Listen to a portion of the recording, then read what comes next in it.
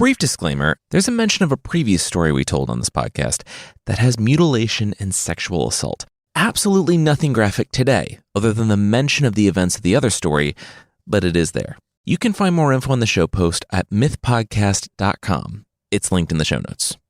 This week on Myths and Legends, it's the end of Greek mythology, and you have a front row seat to how it all goes down. You'll see which creature had the right to the heavens, even before the Greek pantheon, and we'll learn what the Greek gods are up to today.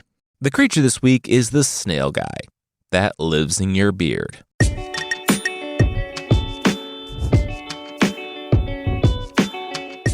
This is Myths and Legends, episode 270, Cloud Cuckoo Land. This is a podcast where we tell stories from mythology and folklore. Some are incredibly popular stories you might think you know, but with surprising origins. Others are stories that might be new to you, but are definitely worth a listen. Today's story takes place at the end. The Trojan War is over.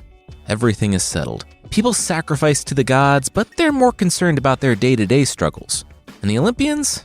They're on autopilot. No one is demanding much of them. And they spend their days drinking, arguing, and menacing humans occasionally, but not as much. Far fewer epic heroes being born these days. The Hundred-Handers, the giants, the monsters of old, everything that once posed a threat to the Olympians is gone. Well, almost everything. Little did they know, an enemy from when the world was young still lurked in overwhelming numbers, needing only a spark to take flight. Dad, what are you doing? Dionysus, the god of drama and wine, said, pushing through the leaves into the clearing. You're supposed to be chopping wood, and wait, why do you have my recording equipment? Podcasting, Zeus beamed. It was a legitimate thing now. Sorry he put it down for so long. Yeah, he thought he would tell the oral history of the fall of the Olympians. Dionysus looked over the script. Solid idea for an episode, but yeah, this needed some work. Spark to take flight? What exactly is the metaphor here? Also, the freeze frame meme thing coming up, it really needs the visual component. Zeus snatched his script back. Bro, doesn't matter. This is all just content. All we do is just fill time with our talk so we can jam it with ads. Hey, how do we feel about an ad break within our ad break? Dionysus said it wasn't just about money and he hated the word content. It's about making something meaningful and being able to support yourself. Zeus waved it away. Yeah, we talked about that last time. This is my show. You can't tell me how to run it, Zeus replied. He turned back to the mic. Record scratch, freeze frame. Yup, that's me. I bet you're wondering, Zeusy boy, how'd you get here? One word. Birds. Dionysus rolled his eyes and the episode began.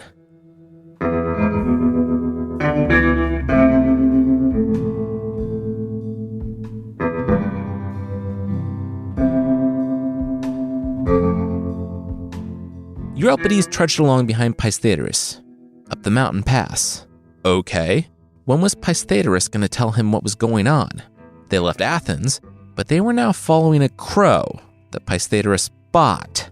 Freed, Pythagoras said, squinting, trying to figure out the direction of the crow's final ascent. No, you bought it. You own it. It's a bird, Eurypylus corrected. Nope, freed it, Pythagoras said louder this time. You can't own birds. Try telling that to any pets. Ow! Eurypylus started, but he was cut off by the crow that almost cut off his finger, swooping down from on high. The Athenian stumbled, and Pythagoras shot out an arm, catching Eurypylus before the man ended up painting the rocks in the valley. Did that bird just try to kill me? Eurypylus managed when he caught his breath. Pythagoras nodded, yeah, like he said. Maybe Eurypylus should watch his words up here. Hey, why are we doing this again? We had a good thing going in Athens. But we leave the greatest city in the world to follow a bird into the mountains, Eurypylus managed. Pythagoras stopped in front of a rock wall. Sure, Athens was good enough, but whoever wanted to settle for good enough? He had an idea that would change the world, and they were about to meet the man who was going to make that happen. This it? Pythagoras asked the sky. The crow cawed, and Pythagoras thanked the bird, then rapped 3 times on the stone. Tereus? Are you in there? Pystheteres yelled out. The stone wall before him was a door. A seam formed, and then the door swung open, revealing a kitchen and a very annoyed butler bird. Footbird, the footbird corrected, and then, with as much of a sneer as he could manage with a beak, asked who called after his master. Pystheteres bowed low. He was looking for Tereus, the former king of Thrace. Wait, Tereus. Oh, no, the one who was turned into a bird by Zeus? A hoopoe, right? Eurypides asked. Wait, no. Oh, my goodness. Eurypides remembered the stories about him. Oh, that was dark. Procne and Philomena, right? Tereus lusted after his wife Procne's sister, cut out her tongue, and kept her captive while he... You can say it. He raped her. The footbird stepped in. His wife learned the truth, fed him his children, and then Zeus turned them all into birds. King Tereus was sorry every day for his crimes, mainly because he remained in the form of a bird, a hoopoe. Well, he should be sorry? He's a rapist? Eurypides said, still disgusted that they were here to talk with Tereus. Oh, and you sacrificed to Zeus, Poseidon, Apollo? Pystheteres jumped in. Coming back around, he needed to speak with Tereus. He had an offer for the king. An offer? For me? They heard a voice bellow above. The wood of the nest on the peak parted, and a giant hoopoe, the stripes of his wings beaming in the sunlight, hopped out. Its mohawk-like plumage stood up as it looked below, studying the men, assessing if they were a threat. The sticks and rocks and dust flew up as the hoopoe lowered himself to speak with them. And who are you? The bird bellowed. Pystheteres grinned. Men, Athenians, to be specific. The hoopoe grunted. And why were they here? We're looking for something, Pystheteres explained. Some place. He continued. You were once a man. You got into some trouble, but then you got out of trouble by being turned into a bird. Now you fly. You fly over land and sea. You have a new perspective on the world, and you live in the sky. We are looking for a new city. Tereus said first, Pystheteres should get some things straight. He didn't, quote, get out of trouble. He was punished for all the horrible things he had done. Secondly, birds don't live in a city. They live apart in nests. And Pystheteres was looking for a better place than Athens? Different, not better necessarily, just easier. Pystheteres looked off in the distance. What if we could all start over? Athens was great, but it was a city built by people, layered on the pain of the past. What if they could build something new, where it wasn't just assumed that life was hard, and that's how it had to be? Like how birds live. No money, everyone having enough, everyone living in leisure and pleasure, not toiling so they can pay for their clothes and chariot to go toil some more. If you birds, with your wise way of living, would be guided by me, the things we could do.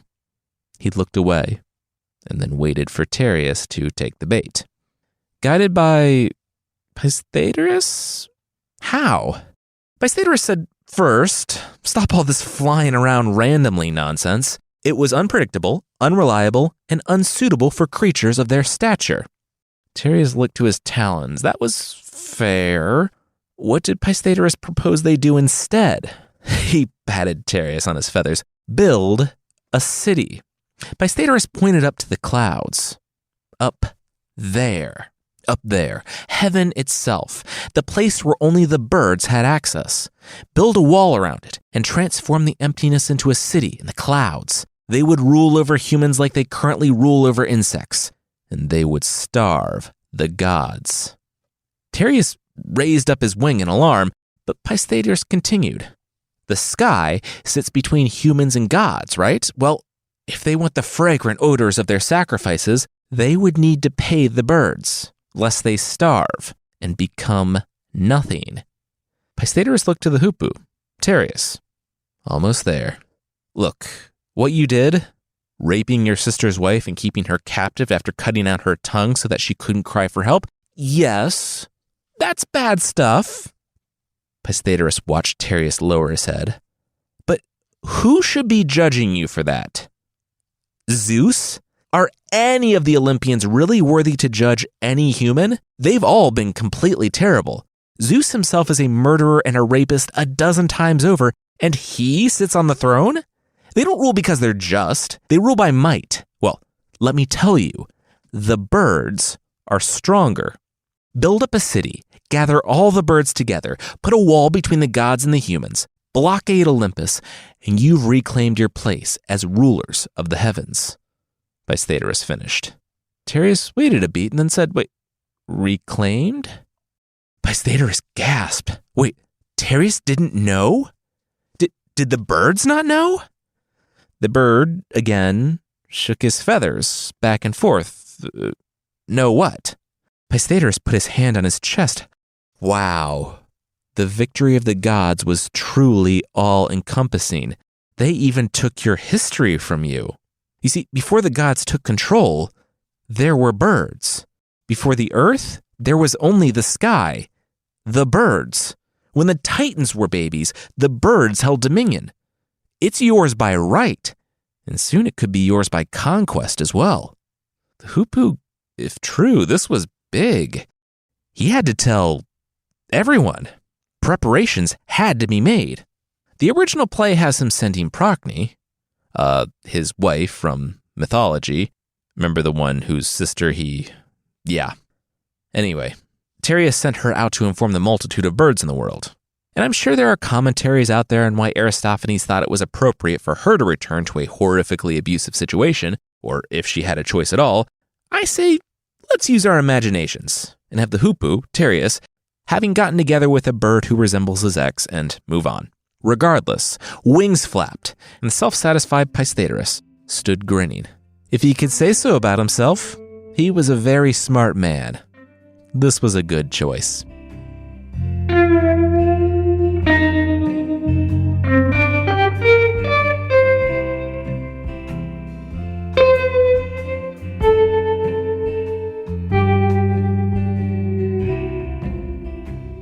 Pythagoras and Euripides were running for their lives down the mountain road. They did not think this through. This was a horrible choice. For some reason, the birds were angry with them. They were angry at all humans and didn't trust them for some reason. I mean, maybe it was the catching, the hunting, the plucking, the cooking, the eating of birds. Who's to say? Definitely not Pythagoras, who could only scream. The massive birds didn't wait to hear him out. They dove on the attack, and the humans ran for their lives. Their sandals skidded on the rocks as the cloud of birds squawked down, blocking their way. Hawks, vultures, eagles, flamingos, they blocked the path again. The humans turned back the way they came, but talons and hooked beaks filled their vision there. The wall of wings began to close in on them, while the geese and ravens, the blue jays and the starlings sat on the rocks above, like the spectators in the future Roman Colosseum, cawing out for blood. Beaks snapped at fingers when the birds stopped. They still flapped, hovering in the road ahead, making sure the humans couldn't leave, but they no longer advanced. Then, the shadow of the hoopoo fell on all. He said that he had lived in both worlds, the human world and the bird world. He knew how much the birds despised the humans, who were their greatest enemies. Euripides almost chimed in to say that the humans really didn't think of birds as their worst enemies. They barely thought about them at all, except to, eat them and kill them. But realized that that would only make things worse. Tereus, the hoopoo, continued, saying that he had been a king of the humans. He had fought wars, and he came away knowing that you could learn things from your allies, sure, but you learn the most from your enemies, and quicker too. Like, you don't learn to build walls and sharpen weapons because of your friends, but your enemies. And he could only say that these humans came with new knowledge. The greatest enemy of the birds was not the humans after all. In fact, both humans and birds were kept down by others, forced to fight so that they never realized the truth. They were powerful. They could be like the gods. The birds all flapped down to the road. Okay, they were listening. Pythagoras breathed and stepped out. All right, Here we go. He told the birds that he loved and admired their lives, their freedom, their majesty. The birds, I guess not super familiar with pandering, nodded in unison. Yes, they were awesome. Pythagoras was permitted to continue. Pythagoras asked only one thing. When he was finished, a vote. Either they accepted what he said and made Pythagoras the president of birds, or they could tear him and his companion to pieces. Euripides said that's not something they talked about, but Pythagoras brushed him aside as the birds, again, nodded in assent. Fair enough. Cards on the table, though, they were pretty excited to eviscerate him. Pythagoras said that a, quote, bliss beyond their imaginings could be theirs, which, way to start small, Pythagoras. He said that once they were kings and queens, lords over all creation, of humans, of Zeus. Before Kronos and the Titans, before the earth, there were only the birds. The birds were skeptical, but Pythagoras continued. It only goes to show that the rule of birds is still burned on the human psyche. They get up when the rooster crows, as if being commanded. Other birds sing at night, telling them to go to bed, and they obey. So, yeah, those two things. But that was taken from the birds, that honor, that power, by the gods. The birds were the gods, but their history was stripped from their minds through long years of being hunted and eaten by those that should serve them. The birds were still, and they all nodded. Pythagoras said that they must know on some level that they were meant to do more than live each day scrounging around for food, merely surviving. One bird stepped forward. Knowing this, what would Pythagoras propose they do? The human nodded first. There should be a singular bird city in the clouds, taking up the entirety of the sky, and the sky itself should be hemmed in by massive walls. The birds had never thought about that. Cities belong to humans. Maybe they could learn something. Pythagoras stepped forward, and after this city was established and the walls were in place, Zeus would be forced to pay tribute to the birds. The birds asked, well, what if he refused, though? Pythagoras laughed. Oh, he'd refuse. But the birds would need to give him and the other gods no quarter. The birds would need to show the gods that they were no longer in control. And with all the birds gathered in the city, they would be able to force the Olympians to do their bidding. Then the humans could sacrifice to the birds instead. The birds asked how they were going to get the humans on board with that. Pythagoras said that it was simple. Augury, or rather, when humans thought birds knew the future, when really they just saw a bunch of stuff all over the world and talked constantly. Humans didn't care who they sacrificed to, as long as they could get rich doing it. Show the miner where the silver veins are, use your knowledge of the sky to tell the farmer when it's going to rain, keep humans from sinking at sea by telling them of storms. That alone will be more than the gods ever did for them. Their temples will be well-tended forests full of fruit, worms, and seeds. Both the humans and the birds would benefit from that. The birds staggered back. It was so simple. Everyone could win from this. Everyone except the Olympians. But to be fair, they had been winning to everyone else's detriment for far too long. Yes, they would do it. They would march alongside him in the war with the Olympians. They would reclaim their scepter that was theirs by birthright. They were in. They were ready for the Pythagoras administration. What could they do? Pythagoras said that, well, they should get started building their walls and building their city in the clouds. The birds squawked in agreement. Sure, but what should they call it? Pythagoras thought for a second. They would call it Cloud Cuckoo Land.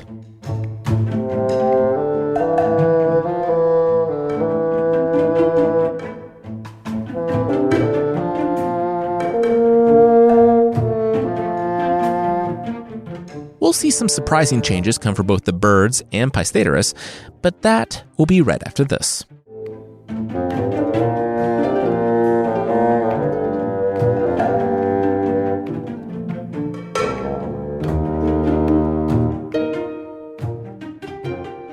Pythagoras and Euripides flapped their own wings.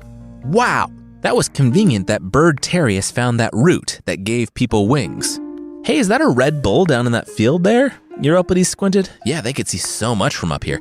Anyway, how was progress coming along in the city? Tereus said that it was good. actually. With all the birds in the world working in unison, instead of flying all over for no reason whatsoever all the time, the streets, nests, perches, and everything was nearly complete. They now only needed to finish the wall. And in fact, they already had humans shuffling their way up the mountain. Most were people looking to join this utopia in the clouds.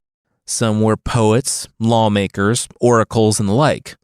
Want to parade them one by one as we discuss what's wrong with our current society, and each one ends with you threatening to beat them or actually beating them?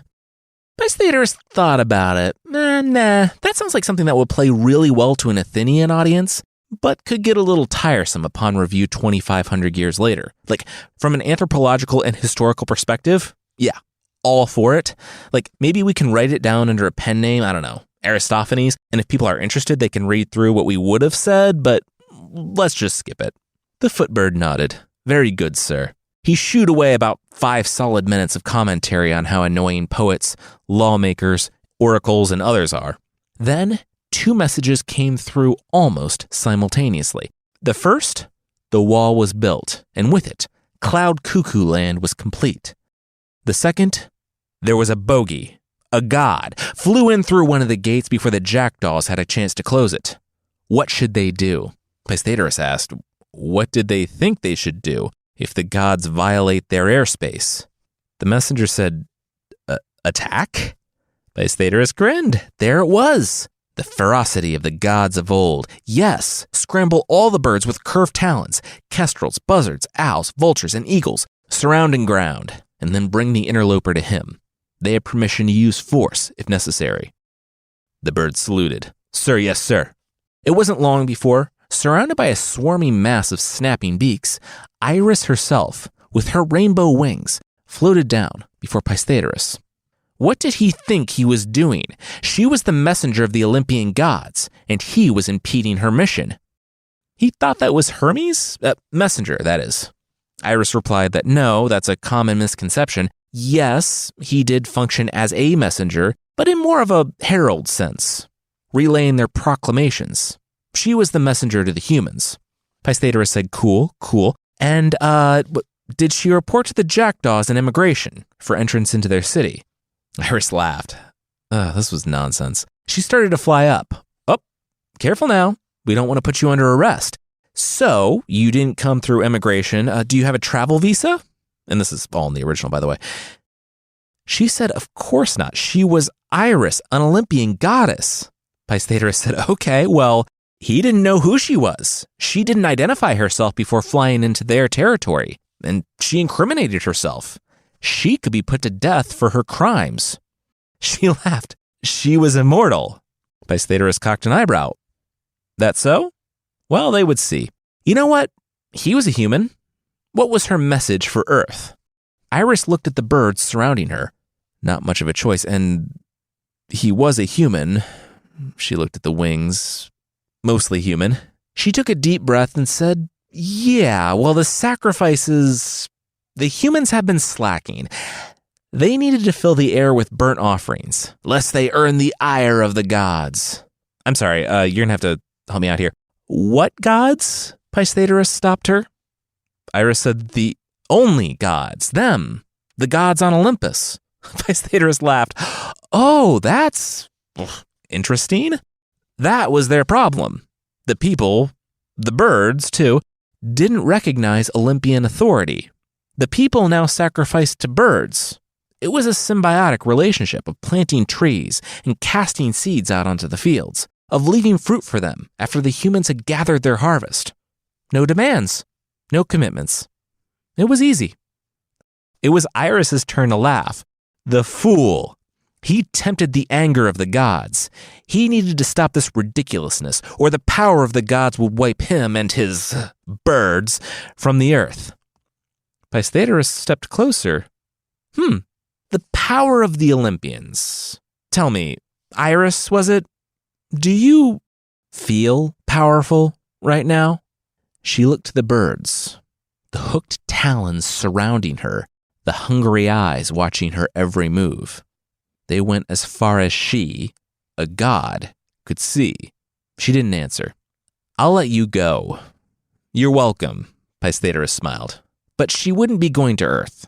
she would be going back to Olympus, where she would deliver a message. That's what she did, right? She was a messenger. She would tell Daddy Zeus that he was welcome to send an envoy to discuss terms. But if Pythagoras or any of his birds had trouble with the Olympians, Pythagoras would send a squadron of eagles, a squadron bigger than the mountain on which the Olympians sat, to tear them to pieces and burn down their home.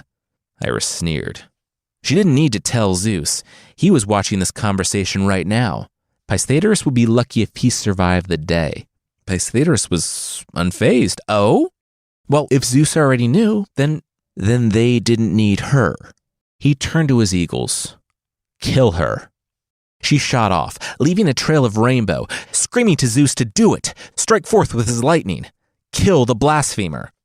But nothing happened. Pythagoras could only imagine what was going on in the mind of the king of the so-called gods.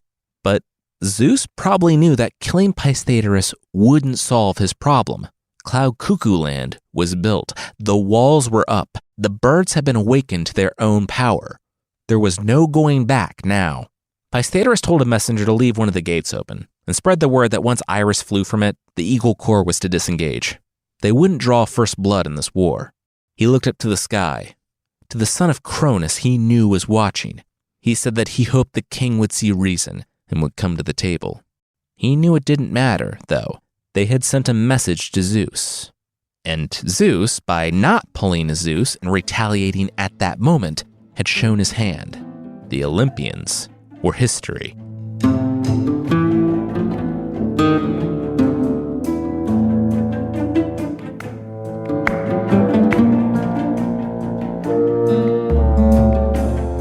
You have a visitor, sir, the footbird said to Pythagoras. He smiled. Finally, he would see the Olympian envoy on the grand perch.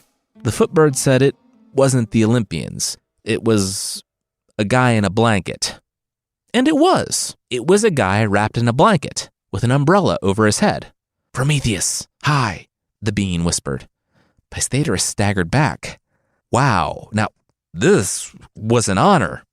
He shook the Titan's hand and looked to his side. Could barely see the scar anymore. How many eons had he been up there on that rock, having his liver torn out for bringing fire to the humans? Also, why was he wearing a blanket and an umbrella? Prometheus whispered thanks. It was always nice to meet a fan. He was wearing this because he could not be seen here. Pythagoras might know this, but Prometheus had been pardoned by Zeus after Hercules released him, so he was allowed to hang around Olympus. He just wanted to come down here and say that Pythagoras needed to stay the course. Things were bad up there. The birds had laid siege to Olympus, and Zeus was facing a coup. Pythagoras and Cloud Cuckoo Land were keeping all the burnt offerings from coming through. The Olympians were fasting, and Zeus was facing pressure from all sides. Zeus knew he couldn't face the force of all the birds, no matter how many thunderbolts he had. And he didn't know who would fight for him anyway. Negotiations were imminent. Now it was up to Pythagoras. What did he want? Pythagoras said, freedom to live in peace in Cloud Cuckoo Land? The tyranny of capricious gods to end? Prometheus shook his head. No, well, yes, but that wasn't all. Pythagoras wanted control over his life. He wanted sovereignty. Pythagoras said, sure, but that was kind of the same thing. But Prometheus held up a hand in the shadow of his umbrella. No, Pythagoras wanted sovereignty. He wanted to marry sovereignty. Pythagoras said, oh, it was like a personification thing. Got it. Also, who is she? Prometheus whispered that she was the girl who looked after Zeus's thunderbolts. It was a metaphor for the sovereignty of the gods coming from their use of unrelenting violence. But she was also a real being. Get her from Zeus, and that's the game. Prometheus came to tell him about this. The president of Cloud Cuckoo Land held out his hand, thanking Prometheus for the grilled sardines, because without fire you can't have grilled sardines. Prometheus nodded. Okay, that was a new one. You're welcome.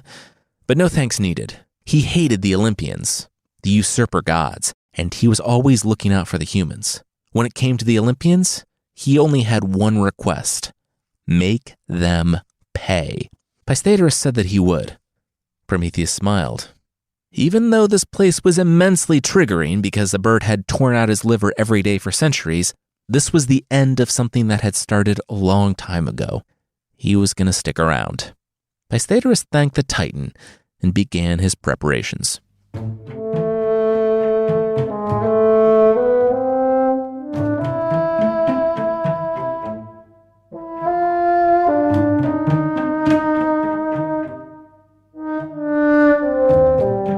We'll see Zeus send his best and brightest, or the best and brightest that will still listen to him, but that will be right after this.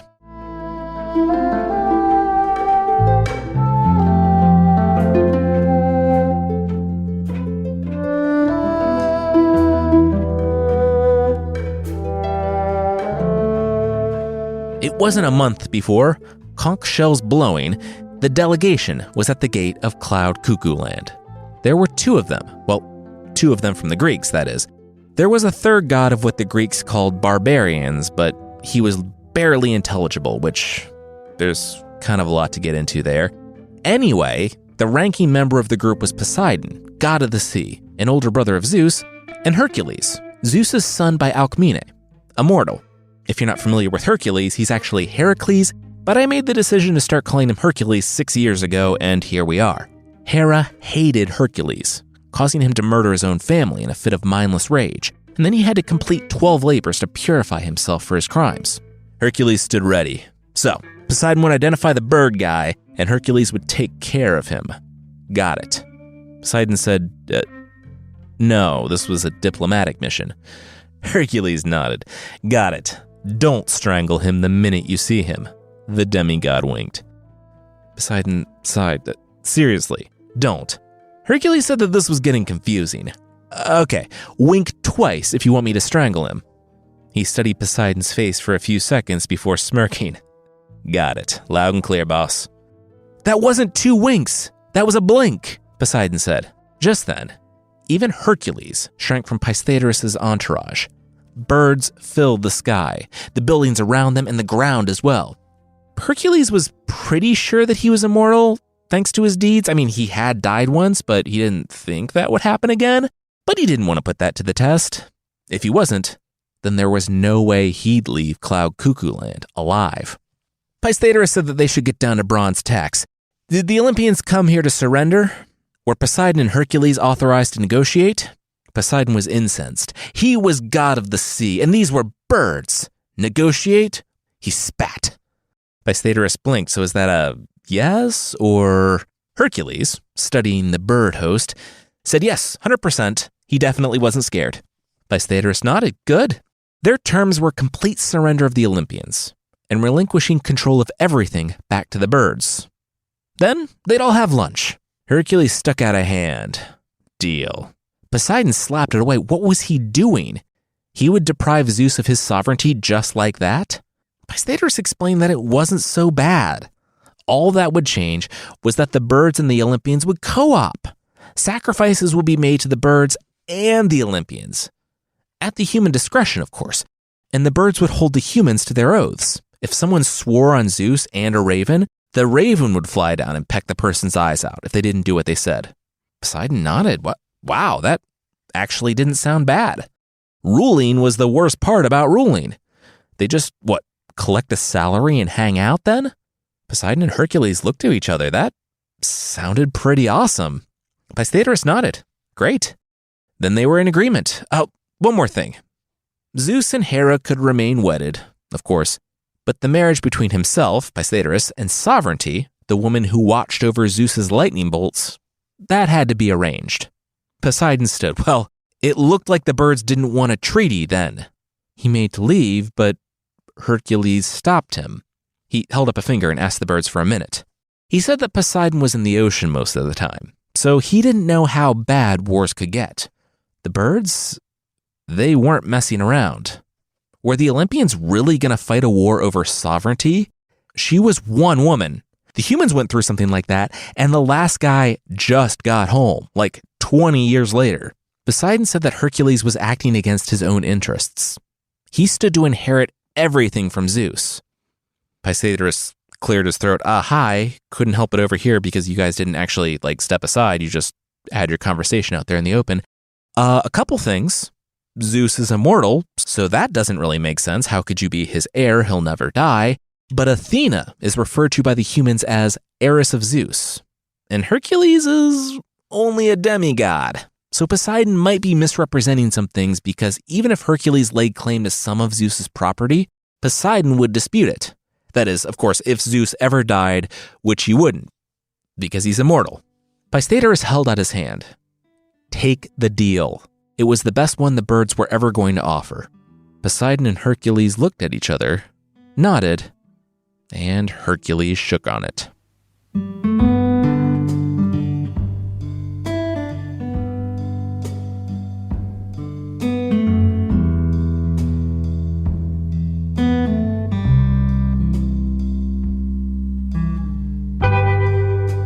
So that's how it happened, Zeus said, sitting on the beach, speaking into his Shure SM7B. You know, I'm not even mad about it. The wedding between Sovereignty and Pythagoras was top-notch, and now the birds control everything. We had to share Olympus with them, but after a week, the place was covered in bird poop, so now we're down here. It's nice, though. It's cozy. In the background, the other Olympians cut wood, constructed houses, and cleared out parts of the island. Yeah, we don't have powers anymore, now that we're splitting the sacrifices with the birds, but we'll still be around.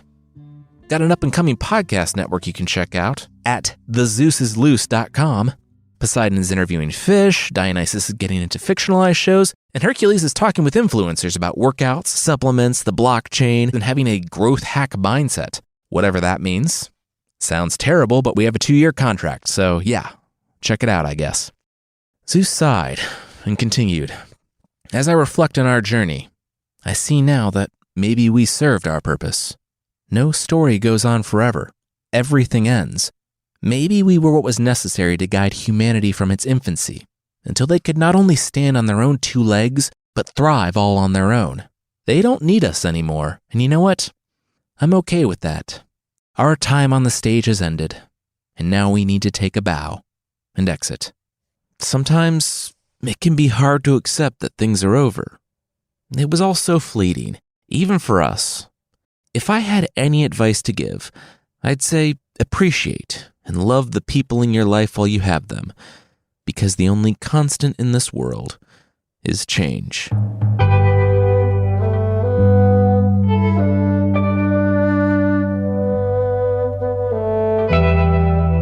Oh my gosh, what?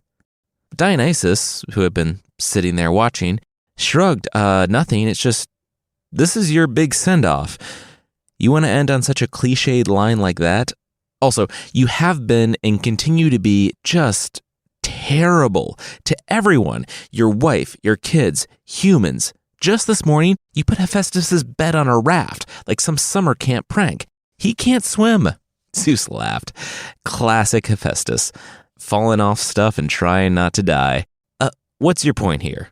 He was scanning his phone and definitely paying attention. My point, Dionysus continued, is that things are different now. We're no longer the gods. I don't know what we are, but there are consequences to your actions. Zeus gasped when he saw his phone. Oh, nope, sorry.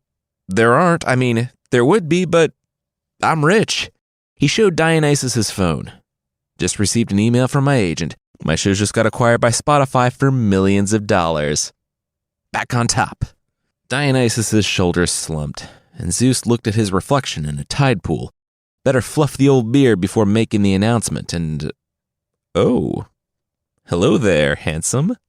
Zeus smirked, and then settled in. Dad, aren't you gonna announce your big win? Dionysus asked. Of course. Just, I'll be a minute. You go warm up the crowd. I'm gonna stay here for a little bit.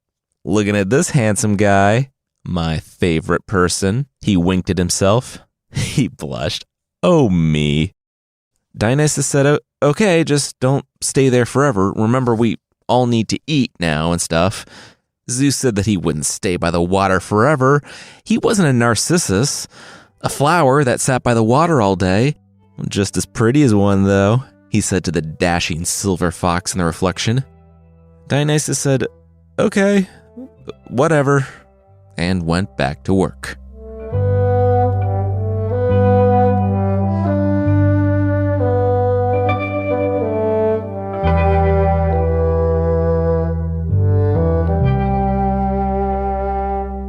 Today's episode was based on the play The Birds by Athenian writer Aristophanes. Is this the end of Greek mythology? Probably not canonically. It's not like Ragnarok is for Norse mythology. Is it a fun story to tell on this show? Absolutely. We'll probably still revisit Greek and Roman mythology, of course, but this is a fun one I've been wanting to do for a while. It might be the end of Greek mythology, but it's not the end of this podcast. Next week, it is a scary, twisted Cinderella story from Korean mythology. A more twisted Cinderella story than the usual Cinderella story.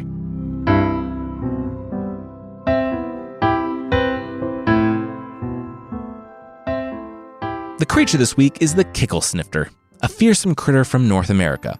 If you didn't know, a fearsome critter is one that lumberjacks and other forest workers talked about to scare and entertain each other during those long nights working far off in the forest.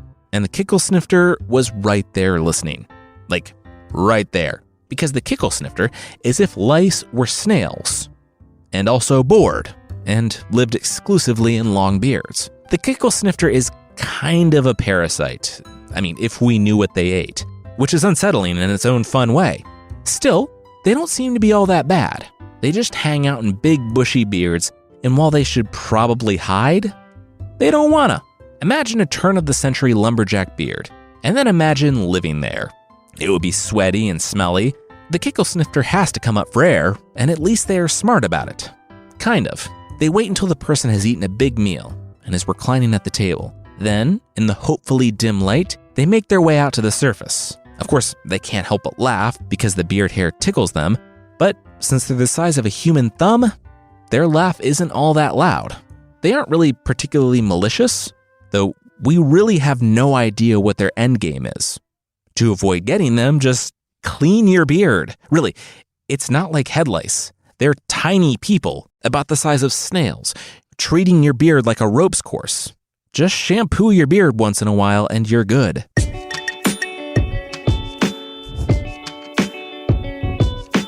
That's it for this week. Myths and Legends is by Jason and Carissa Weiser. The theme song is by Broke for Free, and the Creature of the Week music is by Steve Combs. There are links to more of the music we used in the show notes. Thank you so much for listening, and we'll see you next time.